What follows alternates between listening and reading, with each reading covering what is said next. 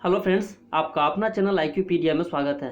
दोस्तों, इस वीडियो में हम रेलवे ग्रुप डी के एग्ज़ाम के ऊपर बात करेंगे कि इस साल होगा कि नहीं होगा, और होगा तो कब तक हो सकता है। फिर रेलवे NTPC का जो 7th फेज़ का एग्ज़ाम जो पोस्टपोन हो गया है उसके ऊपर बात करेंगे कब तक हो सकता है, और NTPC CBT 1 का जो रिजल्ट आएगा वो कब तक आ सकता है। तो इस 3 पॉइंट पे बात की जाएगी। फ्रेंड्स, रेलवे ग्रुप डी के एग्जाम से पहले हम बात करेंगे NTPC के 7th फेज़ के एग्जाम के ऊपर, क्योंकि जब तक NTPC का एग्जाम फाइनल नहीं होगा तब तक रेलवे ग्रुप डी का एग्जाम कराना मुश्किल है, क्योंकि कोई पॉइंट ही नहीं बनता है एग्जाम करवाने का। क्योंकि हम जानते हैं कि कॉमन स्टूडेंट्स जो होते हैं वो ग्रुप डी भी भरते हैं, NTPC भी भर रहे हैं। ठीक है, तो सबसे पहले NTPC के एग्जाम के ऊपर हम देखते हैं। जैसा कि 6th फेज़ का एग्जाम आपको पता होगा, ये 8 अप्रैल को ख़त्म हो गया। 8 अप्रैल को कम्प्लीटली करवा लिया गया था इसका, और 7th फेज़ का जो नोटिस आने वाला था लेकिन नहीं आ पाया। उसका जो मेन रीज़न है आपको कोविड है। कोविड-19 के कारण से हम जानते हैं कि देश में इतना ज़्यादा केसेस बढ़ रहे हैं डे बाय डे। ठीक है, कि हर स्टेट में, मैक्सिमम स्टेट में तो लॉकडाउन लगा दिया गया है। जो भी मेन स्टेट्स हैं बड़े बड़े, वहाँ पे जानते हैं कि लॉकडाउन लगा दिया गया। कोविड इतने सारे केसेस बढ़ रहे हैं, दिल्ली में हो गया, महाराष्ट्र में हो गया, यूपी के बहुत सारे जगह पे हो गए। ठीक है, बिहार का हो गया। तो मैक्सिमम जो भी मेन स्टेट्स हैं वहाँ पर लॉकडाउन लग गया है, और कोरोना का केस कम होने का नाम नहीं ले रहा है, वो अपने पीक पर है। ठीक है, इस केस में कि 7th फेज़ का एग्ज़ाम कब तक हो सकता है। तो फ्रेंड्स देखिए, कोविड का सिचुएशन जो है मई में, क्योंकि अभी आज तो अप्रैल लास्ट हो रहा है, 30 अप्रैल हो गया आज, तो अब मई का जो है कोई चांस, अगर मान लीजिए मई में अगर कोविड केस कंट्रोल होना शुरू होता है, ठीक है, क्योंकि जैसे पीक पर अभी चल रहा है उससे ये नहीं कहा जा सकता कि आपको मई में एग्जाम लिया जा सकता है। अगर ऐसा होता, आप जानते हैं कि सेंट्रल से लेकर के स्टेट्स के जितने भी एग्जाम्स हैं, मोस्टली एग्जाम्स जो 1 से 2 महीने में होने वाले थे, मई तक होने वाले थे, उन सब एग्जाम्स को पोस्टपोन कर दिया गया है। जैसे कि आप UPSC का EPFO का एग्जाम देखेंगे, उसके बाद जाकर के आप BPSC का जो एग्जाम्स था, जो उसके बाद आप देखें तो यूपी के कुछ एग्जाम्स को, ठीक है, पोस्टपोन कर दिया गया, और बाकी स्टेट लेवल के भी और भी एग्जाम्स जो है ना उसको पोस्टपोन कर दिया गया है।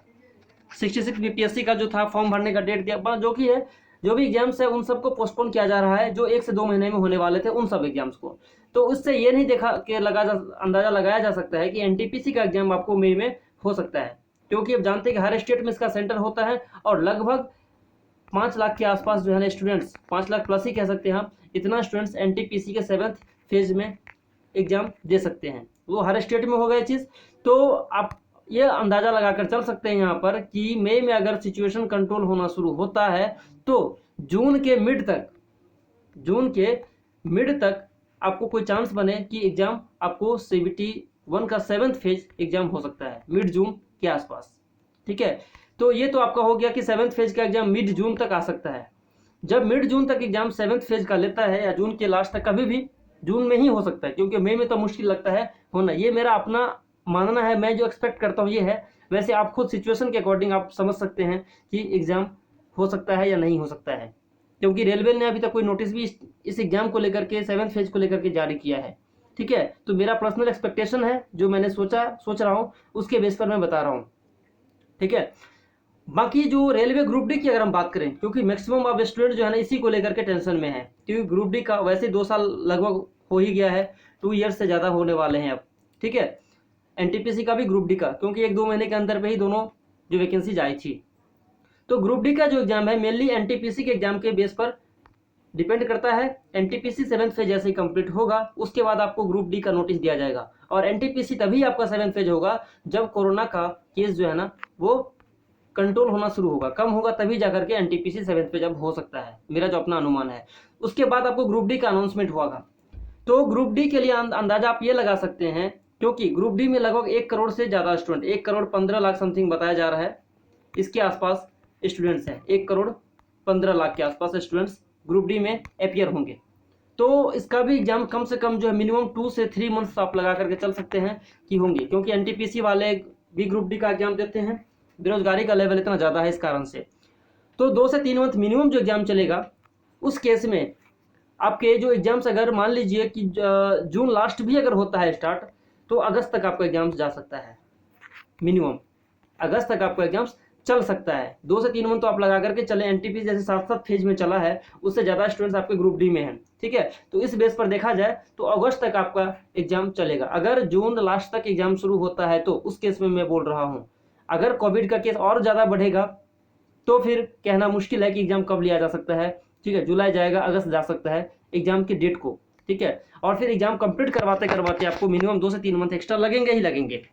तो इस बेस पर मेरा जो अनुमान है, अगर सब कुछ ठीक ठाक रहा, सिचुएशन कंट्रोल होना शुरू हो जाएगा जल्दी से, तो आपके जून लास्ट या जुलाई के फर्स्ट वीक तक आप देखें कुछ ना कुछ नोटिस आ जाना चाहिए ग्रुप डी के एग्जाम को लेकर के, और आपका एग्जाम कंडक्ट जून में तो मेरा मुश्किल लग रहा है। जून लास्ट या आपको जुलाई के कभी भी किसी भी वीक में आपको नोटिस दिया जा सकता है ग्रुप डी के एग्जाम को लेकर के। अब बात करते हैं कि एनटीपीसी का जो सीबीटी का रिजल्ट है वो कब तक आ सकता है। फ्रेंड्स, जैसे कि 7th फेज का एग्जाम कंप्लीट होगा तो आप जानते हैं कि एनटीपीसी कम से कम 2 बार आंसर की जारी करता है, 2 बार आंसर की जारी करता है। पहले बार तो आपको जो एग्जाम खत्म होगा उसके लगभग 15 दिन, मिनिमम 15 दिन तो लेकर के चलिए। 15 दिन के बाद आपको फर्स्ट आंसर की दिया जाएगा। फर्स्ट आंसर की आपको, आप पिछले रिकॉर्ड को देखें, एनटीपीसी का हुआ है, ग्रुप डी का एग्जाम हुआ है, ठीक है। तो फर्स्ट जैसे एग्जाम कंप्लीट होता है, कंप्लीटली सीबीटी 1 हो जाएगा तो 15 डेज के बाद आपके एक आंसर की आएगा। आंसर की आने के बाद फिर आपका बोलेगा कि मतलब 15 दिन या ऐसे कुछ आपको दिया जाएगा ऑब्जेक्शन का डेट, ठीक है। आपको किसी क्वेश्चन पे आपको अगर ऑब्जेक्शन है तो आप वहां पर ऑब्जेक्शन डालिए, फिर उसके ऊपर कंसीडर करके एक रिवाइज्ड आंसर की आएगा, रिवाइज्ड आंसर की आएगा। उसके बाद जाकर के उस आंसर की को देने के बाद आपका सीबीटी 1 का रिजल्ट आएगा। तो यानी कि एग्जाम कंप्लीट होने के बाद आपको कम से कम 1 मंथ आप रख लीजिए, 1 मंथ मिनिमम, आप 1 से 1.5 मंथ आप लगा सकते हैं। मेरा जो अपना अनुमान है उसके बेस पर मैं बोल रहा हूँ, इतना आपको आंसर की के ही उस पर चला जाएगा एग्जाम होने के बाद। तो मान लीजिए अगर जून तक आपका एग्जाम हो जाता है, एनटीपीसी का एग्जाम अगर जून मिड तक होता है तो आपको जुलाई नहीं तो अगस्त तक, आपको कम से कम अगस्त लग जाएगा आपके रिजल्ट आने में। ये मैं अभी के बेस पर बता रहा हूँ, जो अभी सिचुएशन चल रहा है उसके बेस पर।